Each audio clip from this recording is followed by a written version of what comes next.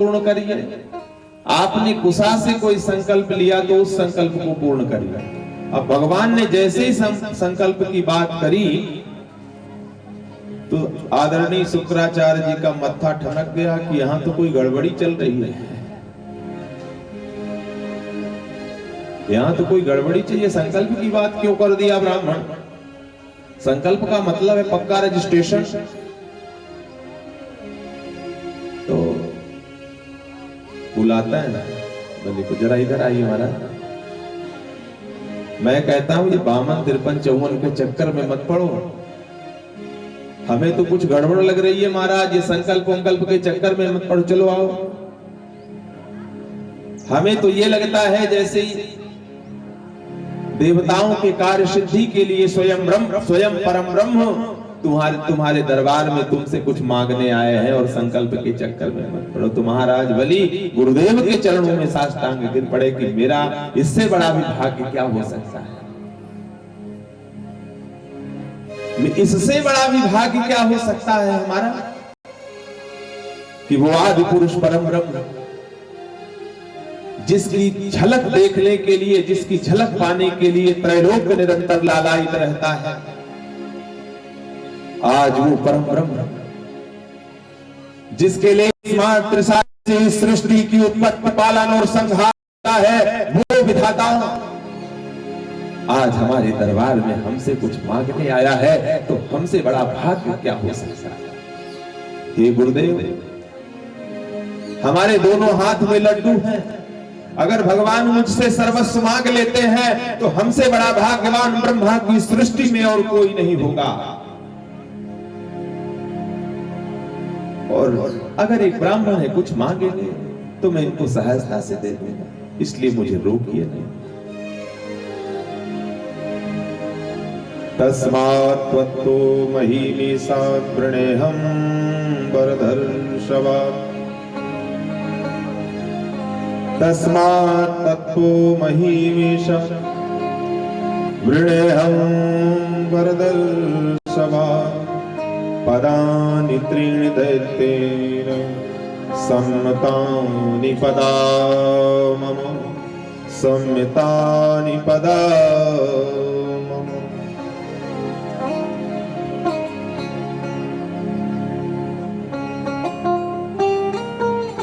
आदरणीय शुक्राचार्य जी कहते हैं कि नहीं, शुक्राचार्य जी कहते हैं नहीं, आओ हम भी धर्म बताते हैं। धर्म बता रहा है, मैं भी आपको धर्म बताता हूं। स्त्री नर विवाहे च वृत्यर्थे प्राण संकटे, वो ब्राह्मणार्थे हिंसायां नानकं स्यात् जुगुप्सितम्। बहुत सुंदर उपदेश दे रहे हैं कि 8 जगह झूठ बोलने से कोई पाप नहीं लगता। स्त्रियों में से किसी से कोई बात छिपानी हो, स्त्री नर्म विवाहे चाचा, किसी की बेटी का विवाह हो रहा है या बेटी का विवाह हो रहा है, वहां झूठ बोलता है, सब कुछ जा रहा है तो सब कुछ जाते उसे बचाने के लिए झूठ बोलता है। प्राण संकट में पड़ा हुआ है उस स्थान पर झूठ बोलता है, तो उसमें दोष नहीं लगता। गौ ब्राह्मण की हिंसा हो रही हो वहां झूठ बोलते हैं, कोई पाप नहीं लगता। एसवै रोचने साक्षात् भगवान विष्णुरव्ययः, कस्य पादादितेर्जातो,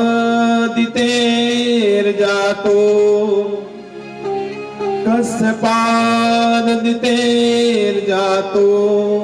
देवानां कार्यसाधकः, देवानां कार्यसाधकः।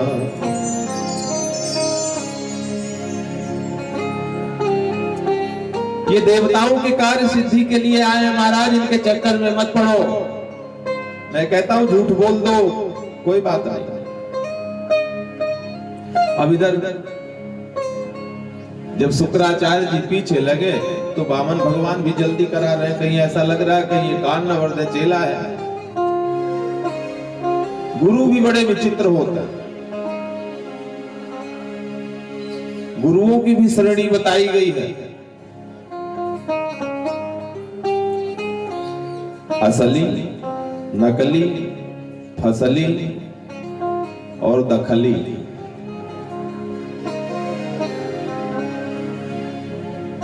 दखली जिस तरह से माता पिता पुत्र के लिए समर्पित होता है, गुरु का जीवन भी शिष्य के लिए उसी तरह से समर्पित होता है। और जिस गुरु का जीवन शिष्य के लिए इतना समर्पित नहीं है,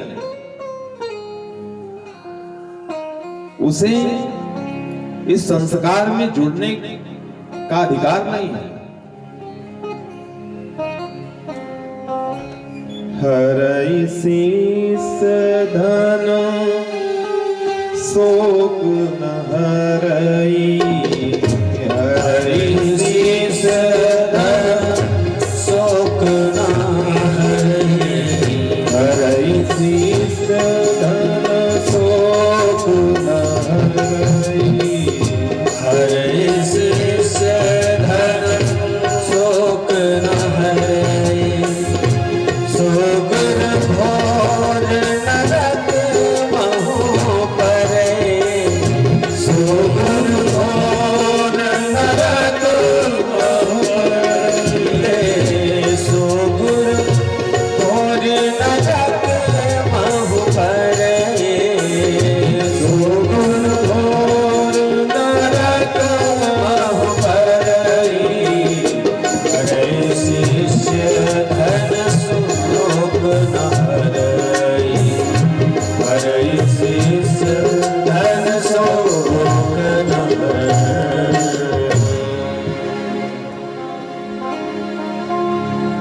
तो जो शिष्य के शोक का हरण करने में कि जिसमें क्षमता नहीं है, वो गुरु भी नरकगामी होता है। ये कलयुग का सिस्टम जो चल पड़ा है, वो सिस्टम धार्मिक विधि से इतना उत्तम नहीं है। इस सिस्टम की ओर किसी की नजर नहीं है। आज मैं पहली बार छत्तीसगढ़ की धरती में आया, मैंने देखा, कभी कभी हम लोग सोचते रह जाते, चर्चाएं होती हैं कि असली तो यहां दिखाई देता है कि हमारे सनातन धर्म का लोग कितना पतन कर रहे हैं। बड़े बड़े शहरों में लेकर के हम ये रक्षक हैं, हम धर्म रक्षक हैं, हम ये हैं। अरे आकर के देखो इस धरती पर, आकर के देखो इस धरती पर कि किस तरह से लोग, दोष इनका भी नहीं है, इतनी अशिक्षा है, इतनी अशिक्षा है कि उस अशिक्षा की वजह से ऐसे प्रेम को हैक करते हैं, पैसे के लोभ में, धन के लोभ में नर्क में गिरा रहे हैं उन गरीबों को। वहां झंडा लेकर के दौड़ने से कुछ नहीं होता। आकर के देखो यहां वास्तविकता कि पतन किससे है। बस राजनीतिकों को देखो तो बस हिंदू मुसलमान पर आकर के देखो इस धरती में, तो वास्तविकता समझ में आएगी कि ये किस धरती, कौन सी धरती है भारत भूमि की, जहां धर्म का किस तरह से पतन कर रहे हैं, कोई देखने वाला नहीं है।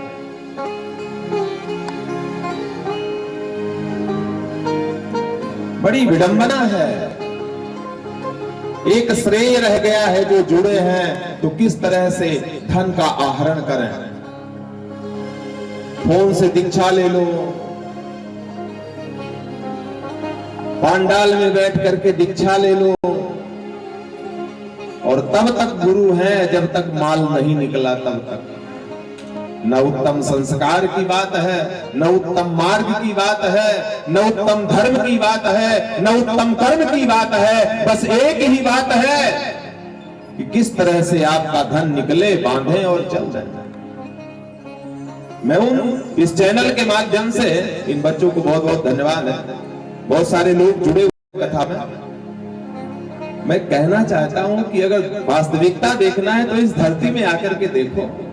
धर्म की जय जयकार करने वालों से मेरा निवेदन है कि आकर के इस छत्तीसगढ़ की धरती में आकर के देखो कि सनातन धर्म का पतन कौन कर रहा है, कहां से हो रहा है। बकने से कुछ नहीं होता है। तो उत्तम धर्म, उत्तम शिक्षा, उत्तम ज्ञान और उत्तम मार्ग जिसको देने की क्षमता जिसमें है वही इस पथ के लायक है, वही इस पथ के लायक है। सिर्फ इतना रह गया। तो आइए अपने प्रसंग पर चलें। हृदय में वेदना थी तो उस वेदना की वजह से इस शब्द को रखा, क्योंकि बहुत सारे लोग जुड़े हुए हैं लाइव प्रसारण की वजह से।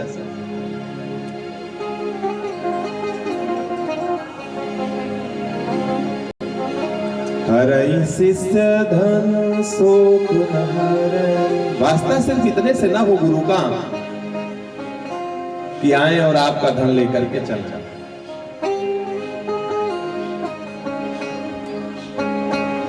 पाप, संताप, सुख, मोह, इन बातों, इन अविद्याओं का हरण करने की जिसमें क्षमता है वही गुरु बनने के काबिल है। बोली वृंदावन बिहारी लाल। तो वो हुए असली, फिर नकली भी है, किसी तरह से चक्कर में फंसे। असली और नकली की बात हुई, किसी तरह से चक्कर में फंसा। अब ऐसे ही तो फंसाते हैं। तो वो फंसा रहे हैं, वो दूसरी तरफ मोड़ रहे हैं, और इधर भी हैं ऐसे लाल पीला वेश धारण करके आए, इधर ये करो वो करो। ब्रेन को, मस्तिष्क को इस तरह से हैक करता है। ये भगवान ठीक नहीं है, वो भगवान ठीक है। अरे किसी ने सुना, ऐसे उदाहरण भी देते हैं कि जब गरीबों के पास पहुंचते हैं तो मिट्टी के शिवलिंग ले लेते हैं, और 10-20 लोगों को इकट्ठा किए, मिट्टी के शिवलिंग ले लिए और लकड़ी के अपने देवता ले लिए। बोले देखो हमारे देवता में कितनी ताकत है, हम दिखाते हैं आपको। आपके शिव जी में, आपके राम जी में तो कोई ताकत नहीं है, तो डाल देते हैं पानी में, वो तो भूल गया। बोले हमारे जो देवता हैं देखो कैसे तैर रहे हैं। तो जब ये अपने को नहीं बचा सके तो फिर ये आपको कैसे बचाएंगे। आप आओ हमारे, इनका सहारा लो और तैरो। इस तरह से तो ब्रैंड है गोरा, लोगों ने बताया मुझे। तो हमारे भी धर्मावलंबी कोई कम थोड़े ना है। फिर वो भी दिखाते हैं कि मिट्टी को रख देते हैं और लकड़ी के उनके देवता रख करके फिर आग लगाते हैं। देखो हमारे मिट्टी के शिव जी एकदम सुरक्षित है और ये लकड़ी के जल गए। तो यहां भैया, यहां धर्म की बात नहीं रह गई है। अरे तुम करते हो अपना, करो, कोई रोकने नहीं जा रहा है तुम्हें, पर मेरे धर्म में तुम क्यों दखलंदाजी कर रहे हो? हमारे सनातन धर्म के पतन के पीछे क्यों लगे हुए हो? और हमारी विडंबना ये है कि जो हमारे धर्मावलंबी है वही इस धर्म का पतन करने में लगे। सबसे बड़ी विडंबना ये है। कहीं नहीं देखोगे टोलियां, सबसे बड़ी विडंबना तो ये है। बस दखल है, ऐसा न करो, ऐसा करो, ऐसा न करो, ऐसा न करो। तो दखल दे रहे हैं इधर शुक्राचार्य भी, क्यों कर रहे हो वो दखली। अब ये भी कोई कम नहीं है। हमने शिवपुराण में पढ़ा, बड़ी सुंदर कथा है। युद्ध चला, शुक्राचार्य जी के पास संजीवनी विद्या थी। उस संजीवनी विद्या से भगवान भोलेनाथ के द्वारा मारे हुए निशाचरों को जिला रहे थे। एक तरफ वो अपने काम में लगे थे। कोई निशाचरों का अंत कर रहा है तो कोई उनको पैदा कर रहा है। तो भगवान शिव जी आवेश में आकर के नंदी जी को भेजे कि मैं तो इतना संहार कर रहा हूं, ये तो वैसे पता करो क्या है। तो शिवगणों ने बताया, अरे प्रभु उधर शुक्राचार्य जी लगे हुए हैं, संजीवनी विद्या छीट करके उनको खड़ा कर रहे हैं। तो वो संजीवनी विद्या भी छीटने वाले हैं राजनैतिक लोग, उनको खड़ा कर रहे हैं। तो भगवान भोलेनाथ फिर शुक्राचार्य जी को सीधे निकल गए, आ जा न रहेगा बांस न बजेगी बांसुरी। फिर शुक्र मार्ग से जब निकले बाहर आए तभी उनका नाम शुक्राचार्य पड़ा। यहां भी कुछ ऐसे ही हुआ, भगवान जब संकल्प कराने लगे तो शुक्राचार्य जी पहले तो खूब अपना चलाए, फिर शंख में ही प्रवेश कर गए, क्योंकि जब जल नहीं गिरेगा संकल्प पूरा नहीं होगा। अभी तो ये भावना में है, फिर मैं इनको समझा लूंगा, क्योंकि पूरे दखल ही थे, दखल दे रहे। तो भगवान ने कहा जब संकल्प का जल शंख से गिरा नहीं, तो भगवान ने कहा राजन ऐसा लगता है जैसे कोई कचड़ा फंस गया है, तो कुशा से ऐसे ठूसे और एक आंख जय जय श्री राधे हुई शुक्राचार्य, और छटपटाक से शंख से बाहर निकले। तब पता चला गया मैं फालतू में मर गया। दान दे रहे हैं बलि महाराज, दान दे रहे हैं बलि महाराज और मर रहे हैं शुक्राचार्य। तो स्वभाव होता है किसी किसी का। बोलिए वृंदावन बिहारी लाल की जय। संकल्प पूरा हुआ, संकल्प पूरा हुआ, तैयार हो जाओ राजा। बलि महाराज कृतार्थ हुए, ले लीजिए। अब जैसे ही भगवान ने 3 पग नापने के लिए अपने स्वरूप को बढ़ाया, विराट रूप भगवान का। बोलिए विराट भगवान की जय। पहला चरण कमल जैसे ही ब्रह्मलोक में पहुंचा, मां भगवान ब्रह्मा जी ने भगवान के चरणार बिंदुओं को तुरंत धो करके रखा। वहीं से मां गंगा का प्रादुर्भाव हुआ। बोलिए मां गंगा की जय। करोड़ों अरबों किलोमीटर लंबे हो गए। बलि ने ऊपर मुंह करके देखा तो कहीं आदि और अंत का पता नहीं चल रहा है।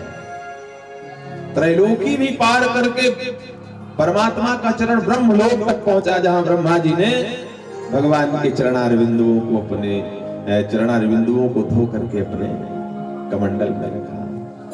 श्रम जल बिंदु कमंडल राखो। भगवान के चरणों को धो करके अपने कमंडल में रखा। वहीं से मां गंगा का प्रादुर्भाव हुआ। यहीं पर भगवान जामवंत जी आकर के विराट भगवान की परिक्रमा करता है। दैत्य लोग भगवान को तब भी मारने दौड़े थे, तो राजा बलि ने रोक दिया, नहीं नहीं, इन्हें कोई कुछ कहेगा नहीं, ये मेरे प्रभु हैं। जो आज इनको इच्छा, जो इनकी इच्छा हो आज मुझसे वो मांगे, ये हमारे दरबार में। पहला चरण ब्रह्मलोक की ओर, दूसरा चरण सुतल लोक की ओर। राजन तीसरा कहां रखा?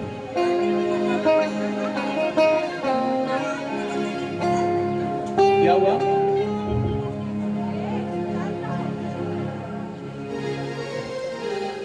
बोलिए वृंदावन बिहारी लाल की जय। पीछे इतना शोर मचाया।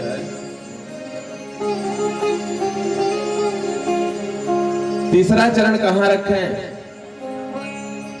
यहां बलि भगवान से प्रश्न करते हैं, प्रभु ये बताइए कि धन बड़ा होता है या धन का मालिक? भगवान ने कहा कि इसमें क्या बात, धन का मालिक बड़ा होता है। तो बलि महाराज भगवान के चरणों के साथ, भगवान के चरणार बिंदुओं में साष्टांग हो गए। आपने अभी तक तो धन को नापा है प्रभु, धन के मालिक को नहीं नापा है। तो भगवान ने तीसरा चरण बलि के कंधे पर रखा। जब सर्वस्व भगवान ने ले लिया तो बलि से कहते हैं, बलि के नेत्रों से अश्रुओं की धार बह रही है। बलि ब्रह्मा की सृष्टि में तुम्हारे जैसा दानी हमने देखा नहीं। मांगो क्या चाहते हो हमसे। हाथ जोड़ करके कहने लगे, प्रभु ये सारा संसार आपकी क्रीड़ा है। जीव की यही सबसे बड़ी भ्रांति है कि खुद को कहता है मैं इसका मालिक हूं।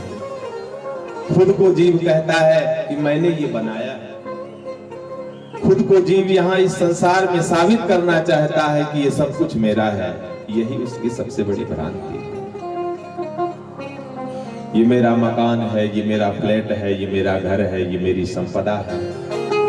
हे प्रभु, यही तो जीव की सबसे बड़ी भ्रांति है।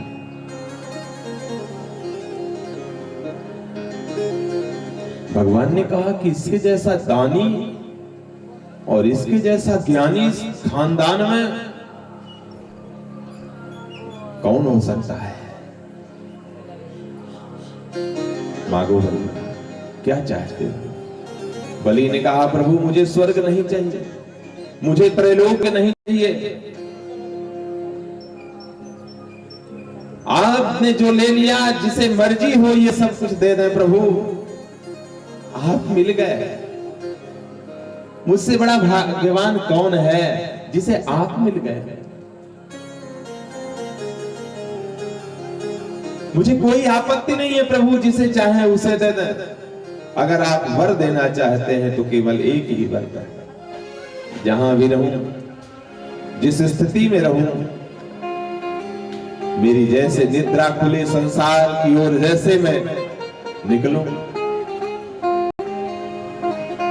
हे प्रभु द्वार पर आपका दर्शन है। भगवान ने सुतल लोक का राज दिया था बलि को, और आज भी बलि के महल के सामने वो कृपालु आज भी अपनी ड्यूटी दे रहे हैं। मतलब क्या हुआ? बलि महाराज मैं आपका चपरासी बन जाऊंगा। बलि बोले नहीं प्रभु, ऐसा मैंने कब कहा। तब ये तो सेम बात है, वैसे ही बात है कि आप महल से निकलो, कब निकलोगे और मैं खड़ा रहूं। कि जब आप महल से निकलो तो मैं आपको दर्शन, जब आप प्रवेश करो तो मैं आपको दर्शन। अब मुझे क्या पता, मुझे क्या मालूम कि आप कब प्रवेश कर रहे हो, कब निकल रहे हो। तो पूरी तरह से आपकी जब चाकरी करूंगा तभी तो ये आपका कार्य सिद्ध होगा।